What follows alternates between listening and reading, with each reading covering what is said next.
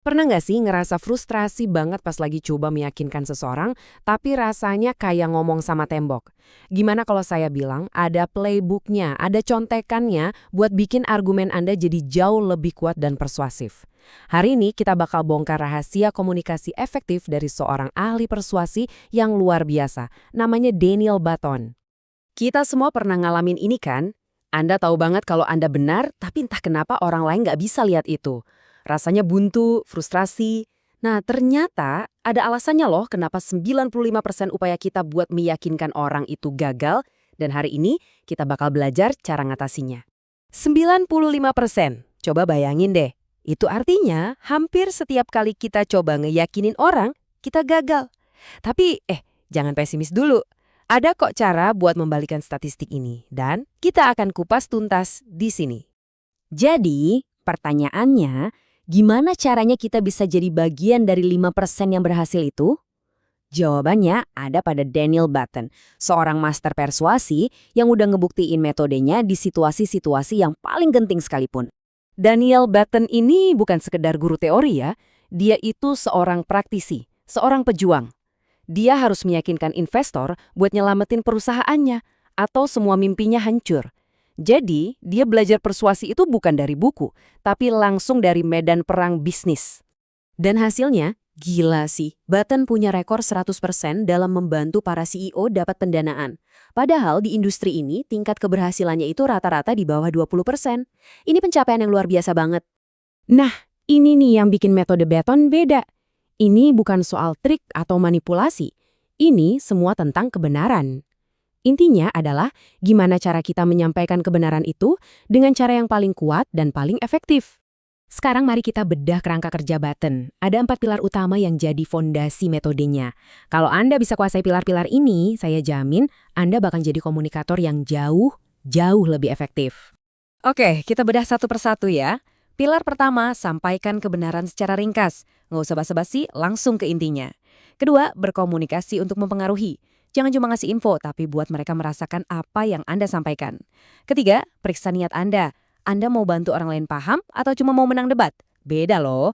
Dan yang keempat, gabungkan otoritas dengan kerendahan hati. Percaya diri itu penting, tapi tetap harus terbuka sama masukan. Pilar kedua ini kuncinya nih, serius. Lupakan dulu soal data dan logika yang seabrek.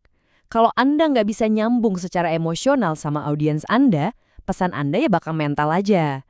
Ingat ini baik-baik, orang nggak akan peduli sama apa yang Anda tahu. Sampai mereka tahu bahwa Anda peduli. Coba deh lihat perbedaannya. Debat itu tujuannya buat menang, titik. Kalau percakapan, tujuannya buat saling memahami. Debat itu bikin orang makin keras kepala sama opininya, sementara percakapan itu membuka kemungkinan buat berubah pikiran. Jadi, kalau Anda beneran mau mengubah pikiran seseorang, lupakan debat. Mulailah percakapan. Oke, sekarang siap-siap ya, karena kita masuk ke taktik paling kuat dalam playbooknya Button. Ini adalah cara mengubah posisi bertahan jadi menyerang tanpa perlu kelihatan agresif sama sekali. Ini dia jurus andalannya Button, pembalikan 180 derajat. Jadi ketika ada orang nyerang Anda dengan tuduhan negatif, jangan bertahan, jangan membela diri. Sebaliknya, balikkan tuduhan itu jadi sebuah kebenaran positif yang justru nggak bisa dibantah. Bingung? Oke, kita lihat contoh nyatanya. Tuduhannya, Bitcoin itu boros energi. Respon yang lemah, enggak kok, enggak gitu. Respon yang kuat, pakai jurus 180 derajat.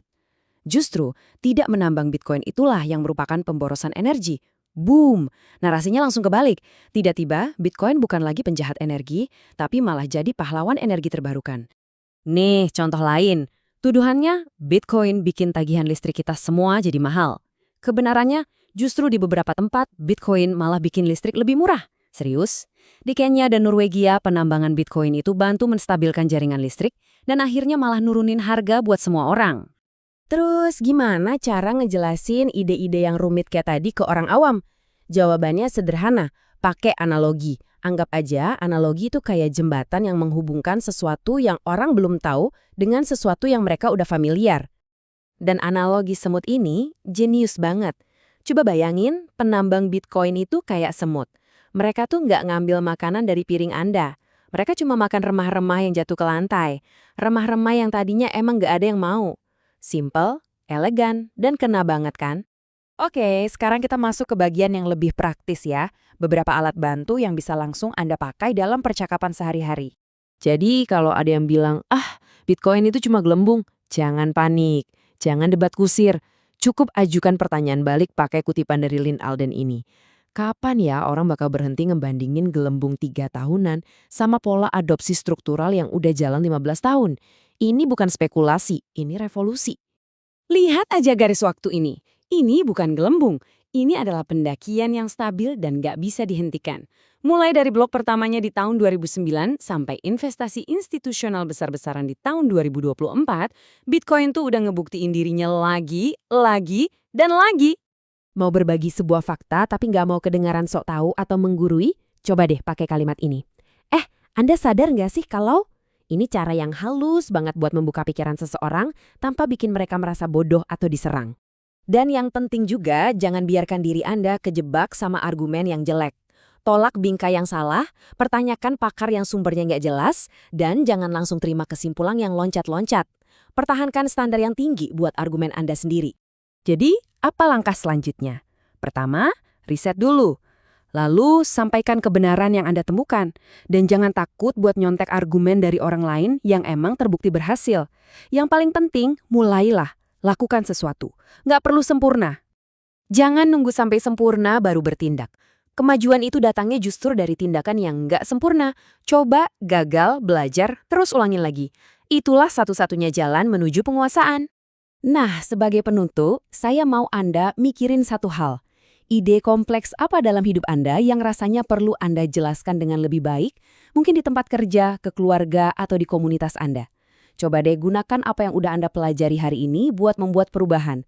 Karena kekuatan buat mengubah dunia itu dimulai dari kekuatan buat mengubah pikiran.